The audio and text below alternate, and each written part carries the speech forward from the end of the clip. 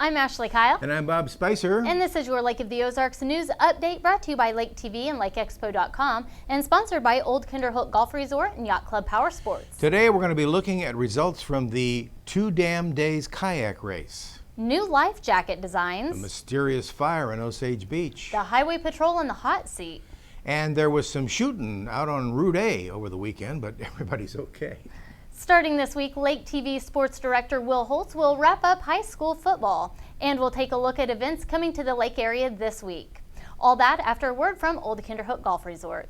Old Kinderhook at Lake of the Ozarks has everything for your getaway in one convenient location, featuring a Tom Weiskopf designed golf course. The Trophy Room offers a unique dining experience with an amazing view serving breakfast, lunch, and casual dining. Old Kinderhook is your perfect stay and play destination, offering nightly and weekly accommodations, marina facilities, a luxurious spa, and an event space to host a variety of different occasions. Discover your place at the lake. Call for 2014 rates and information, or visit us online. The Missouri Trap Shooters Association out on Route A wound up their big fall event over the weekend, and Lake TV stopped by to see what all the shooting was about. This event that's been going on since last Saturday is what we call our fall handicap. And it's the biggest shoot that we host down here, and we have about 1,000 shooters here for this event. We throw 3 different types of targets here. This is what we call the 16-yard targets, which are 16 yards from the house that in front of us. Then everybody shoots that, and then we have a handicap event that, based upon your ability, you stand further back. The better you shoot, the further back you stand, so we try to equalize the shooters. Then we have a doubles event where we're throwing 2 targets at the same time. Winners at our events that we have, I talked about the 16s, the handicaps, and doubles. Those are all 100 target events, and so whoever breaks the most targets is going to be the winner. Usually we will have ties on the 16s and on the doubles. Everybody will break, or not everybody, but we'll have several hundreds broken of each event. And then we will have shoot-offs to shoot until somebody actually misses. And on the 16-yard event, I've been here in evenings when those have gone 400 to 500 targets and the shooters still have not missed. That's a little unusual, but it happens occasionally. What you're seeing here now, this all started in 1968. It was much smaller then, but a gentleman named Bill Feenup out of St. Louis donated approximately 800 acres. And he created a foundation for Junior Trap Shooters of Missouri, is the name of the foundation. We really exist to promote youth shooting, and that's why he created this, and we rent this property from that foundation, and that's why we hold youth shoots throughout the year. Missouri youth shooters can actually come down here and shoot for free and practice. And so we train and teach a lot of kids gun safety and how to handle guns and how to shoot throughout the year. This has expanded from about, I think, around 12 traps originally to 60 traps that we now have in a row. And we are the 2nd largest trap shooting facility in the world. We're open throughout the week. We like for the tourists to come out here when nothing else is going on. They can come out here and shoot. And we have leagues during the night. People can participate in the leagues and shoot out here as well. And everybody's welcome to come. There's no membership that's required. We have everything you need. If you don't have a gun, if you don't have shells, you don't have earplugs or safety glasses, we can provide all of that. We can provide instruction for you to come out here as well, learn gun safety, and learn how to break some targets. Sounds like a good idea, Randall. For Lake TV, I'm Bob Spicer out at the Missouri Trap Shooters Association shooting range on Route A. The Versailles Apple Festival came to town last weekend with dunking booths, pony rides, and, of course, lots of caramel apples to help celebrate the arrival of fall. This was the 35th annual festival, and it's hosted by the Versailles Area Chamber of Commerce. The competition was intense last weekend on the Lake of the Ozarks for the 2 Damn Days Extreme Paddle Marathon. The 2-day event took racers from Truman to Bagnell Dam, and for the first time in 4 years, Olympic champion Mike Herbert's first day solo time was beaten by multiple Guinness Book of World Record holder Carter Johnson. Johnson beat Herbert by just a few seconds on Sunday to take first place for the weekend. For some, boating means a relaxing day on the water, maybe lunch, swimming in a quiet cove. But coving out may soon take a backseat to a new pastime, the Dam Challenge. The 188-mile challenge goes from Bagnell Dam to Truman Dam and back. It begins at Beavers at the Dam and ends at the same spot, and it's open to anyone who wants to give it a shot. Tyson Garvin and a team of 4 other people created the challenge on September 20th. Garvin is an endurance boat racer. He set the record racing from New York City to Bermuda on the Atlantic Ocean. His team ran the Dam Challenge in 2 hours and 29 minutes and averaged 75.5 miles per hour. Beavers at the Dam and Performance Boat Center will help keep record of the racers' times in the future. But Garvin says racing against time is only half the fun. The Dam Challenge, he said, gives boaters something new to do on the water. It's out with the old and in with the new for life jacket labels. The U.S. Coast Guard has decided to scrap the old method of labeling life jackets types 1 through 5, and they'll be adopting new standards for personal flotation devices. Boating safety organizations say they believe this move will open the door for more innovative and comfortable life jacket designs and ultimately help save lives. In that vein, several organizations are holding a life jacket design competition, so if you got a brilliant idea for a life jacket, check out the rules and submit your drawing to prototypeboatus.org/design. Businesses are picking up the pieces after a fire damaged the Palisades Village commercial complex in Osage Beach on Wednesday, October 1st. Thankfully, no one was injured in the blaze, but several businesses were damaged by fire, smoke, and water as a result. Investigators say crews have been working on a section of the building's roof, and the fire likely began when the roofing adhesive was ignited. But Osage Beach Fire Chief Jeffrey Dorhauer says it's not clear exactly how that happened. For now, businesses at the Palisades will be seeing plenty more of construction crews as they clean up and reopen their doors. The country has faced financial challenges in 2014, increasing student loan debt and stagnant wages, but realtors across the nation and at the lake still see market improvement, and they expand and expect more growth on the horizon. That's according to the presentations from the 7th Annual Real Estate Symposium held back on September 25th. By the numbers, 175,000 more new homes were started this year compared to 2013. Existing home sales are up by 100,000. Nearly 1 million homeowners gained equity in the second quarter of 2014. Those trends are visible at the Lake of the Ozarks too, with an increase in units sold and fewer foreclosures on the local market. The Rocky Mount Sewer District has had an uphill battle trying to construct a central sewer system, but a new survey showing district residents strong support for the project may be just what the district needs. One of the reasons the USDA recently turned down a request for additional project funding was lack of support by residents in the district. However, the survey results showed at least 94% of respondents said they were in support of the system, and all 24 realtors surveyed said they were also in favor of a central sewer system. The first phase of the Rocky Mount Sewer will serve approximately 250 homes in Lick Branch Cove, and construction is expected to begin next spring when the project is funded. Last week, a Missouri House committee grilled State Highway Patrol officials for several hours. It was the first of several public hearings that lawmakers hope will shed light on the 2011 merger of the Water Patrol and Highway Patrol. Members of the committee include local representatives Rocky Miller and David Wood. They were there, and it was chaired by Representative Diane Franklin.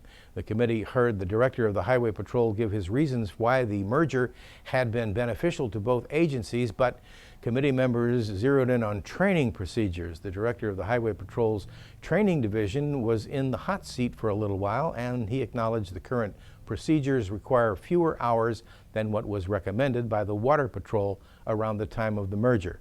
The next public hearing will be held at Osage Beach City Hall on Tuesday, October 14th at 11 a.m. A memorial fun run to celebrate the life and legacy of Mike Fiore raised nearly $20,000 on Saturday, September 27th. Fiore died after complications from surgery following a crash at this year's Lake of the Ozarks shootout. He was the founder and president of Outer Limits Powerboats and is survived by his wife and 3 children. The event was hosted by Performance Boat Center, and more than 150 people and 53 boats showed up in support of the Mike Fiore Children's Trust Fund. A huge show of support from the powerboating community even brought the 2013 shootout Top Gun My Way and its crew to the lake. October is Domestic Violence Awareness Month, and several events will help raise funds for local organizations that help victims of abuse. Paul's Supermarkets will be selling purple ribbon cards at all 3 of their locations, and those funds will benefit Citizens Against Domestic Violence. Tantera's The Oaks Golf Course will host their 15th annual Bogies and Beer Golf Tournament. That benefits the Lamb House, Kids Harbor, and CADV. That tournament is Monday, October 13th. Registration is at 10 a.m. and the CADV annual brunch is going to be October 15th from 11 to 1 at the Lodge of Four Seasons. Coming up, Will Holtz covers high school football, and we'll take a look at lots more going on around the Lake of the Ozarks this weekend. That's after a message from Yacht Club Power Sports, and we'll be right back. Things are looking up at Yacht Club Power Sports. On the water, in the woods, or on the streets. At Yacht Club Power Sports, we have your ticket to ride. Like an awesome lineup of Can-Am ATVs and side-by-sides. The Can-Am Maverick Max can tear up the trail, or you can make your own trail. Come into Yacht Club Power Sports and check out the all-new Sea-Doo Spark. Things are looking up at Yacht Club Power Sports in Osage Beach, under the big red sign in front of Hy-Vee. Yacht Club Power Sports, where the fun begins and never ends. Hi folks, I'm William Holtz from the Lake TV Sports Desk, and it was an exciting slate of high school football we had Friday. We're going to start with the Versailles Tigers. They played host to a very tough Hallsville Indian team in Versailles, and they got handed a rather soundly defeat by a score of 49-6. Coach Silver's team's now 1-6 on the season, and they remain in rebuilding mode and towards the bottom of that Tri-County Conference, and they really seem to be struggling on the offensive side of the ball and can't seem to get that defense off the field on third downs. This Friday, they'll play host to the Tri-County Conference foe, the Eagles of Southern Boone. This will seemingly be the Tigers' last chance at a victory, and it'll be their homecoming game. The Eagles are coming off their first win of the season as they beat Warsaw Friday night 24-10, and both teams will enter that game with just one win. The Camdenton Lakers improved to 5-2 on the leg of field goal kicker Nate Paschal, who drilled a 34-yard field goal just with 15 seconds left in that one against Waynesville. That game was the Lakers' homecoming and ended with a score of 21-20. Josh Martin continues to have a great season at running back, folks, for those Lakers, and he'll continue to look to run that, keep that momentum going as the Lakers will play host to rival Joplin Friday night from Camdenton, from Bob Shore Stadium. That's going to be our game of the week and can be seen live right here on Lake TV. We'll hit the air with pregame right about 6:45 and kickoff is set for 7. You can watch that on Como Connect 90, Charter Communications Channel 197, and streaming anywhere from mylaketv.com. We're really looking forward to that one. Also Friday night, we had two of our local teams. They played in a storied rival as School of the Osage did just enough to defend the home turf against the stingy Eldon Mustang team. Winning that one 21-16, Osage was just able to hold off a late comeback attempt by those Mustangs, and they improved to 6-1 on the season and will travel to play the state's second-best team, the 7-0 California Pintos, this Friday. Eldon, who's now 3-4 after that tough loss, they return home and will battle the 6-1 Hallsville Indians. Eldon's going to need a win in that one to stay relevant in not just the conference, but also the district race. Speaking of the 7-0 California Pintos, Lake TV was actually at Riley Field Friday to watch them play host to the 7th-ranked Blair Oak Falcons. Blair Oaks turned the ball over 5 times and essentially handed the Pintos a 21-10 win in that game. The Falcons came away empty-handed 4 different times once inside the red zone and were even unable to capitalize on 3 second-half California turnovers. Quarterback Jaden Barr for the Pintos, he found the end zone twice in that game, both on his legs, while homecoming king Alan Berger had not just a touchdown run, but also an interception that delivered the nail into the coffin late in the fourth quarter. And just a reminder, everyone, you can watch that game replayed all week long, including tonight at 7 o'clock right here on Lake TV. As stated earlier, the California, they're going to put that perfect record on the line Friday at Riley Field as they welcome Coach Devin Johnson's 6-1 Osage Indians. This is a huge game as far as Tri-County Conference standings are concerned. A win for the Pintos would essentially lock up the regular season conference crown, while for Osage, if they could go into California and get an upset, they would take over first place. So it's going to be an exciting week of high school football. Of course, we'll have that Camdenton game right here on Lake TV. I'm William Holtz. That's what we have for you on sports. On Tuesday, the resort at Port Arrowhead will host Totes for Tatas, selling purses to raise money for Lake Regional breast cancer patients. The goal is $10,000 and tickets are $20. The event begins at 5 p.m. and ends at 8. It's Harbor Hop time on Saturday from 7 a.m. to 7 p.m. Boaters can cruise along 40 different lakefront locations to play their poker hands. To play, you just stop in at a checkpoint and pay an optional $15 donation. First place will get 10% of the total buy-in. Check out funlake.com/harborhop for the rules and to find a checkpoint near you. Camden on the Lake and H Toads are hosting their annual Frog Leg Festival on Saturday from 11 to 5. There will be live music, vendor booths, beer and wine tastings, and of course frog legs. And if you need more standard fare, there will be burgers and bratwurst too. Admission is $10 and it will be donated to benefit the Tri-County YMCA and Wounded Warriors. Saturday afternoon, the Camden County Relay for Life comes to Camdenton High School. The 12-hour relay begins at noon. It ends at midnight. It'll raise funds for the American Cancer Society. On Sunday afternoon, Ozark Opry star Bill Atterbury, that's Goofer for those of you who remember the Opry, will join other local musicians in a classic country jamboree. The concert will raise funds for State Fair Community College, and it's presented by the Genuine Country Music Association. Contact John Farrell Real Estate or State Fair Community College for tickets. The cost is $20 for adults. Kids 12 and under are free, and this strumming begins at 2 p.m. And Sunday evening, the Ozark Jazz Society presents Red Lair's Powerhouse 5 at Osage National Golf Resort.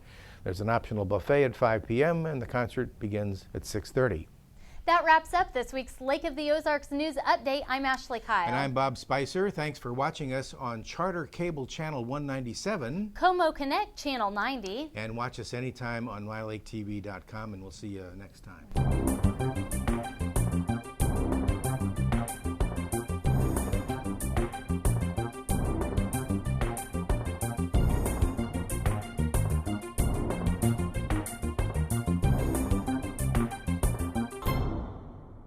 Welcome to Lake of the Ozarks. You're watching Lake TV, your visitor information station, on Charter Cable Channel 197 and Como Connect Channel 90, or from anywhere at MyLakeTV.com. Stay tuned to Lake TV to get all the latest on activities and attractions, events, entertainment, boating, outdoors, shopping, lake history, and dining at Lake of the Ozarks.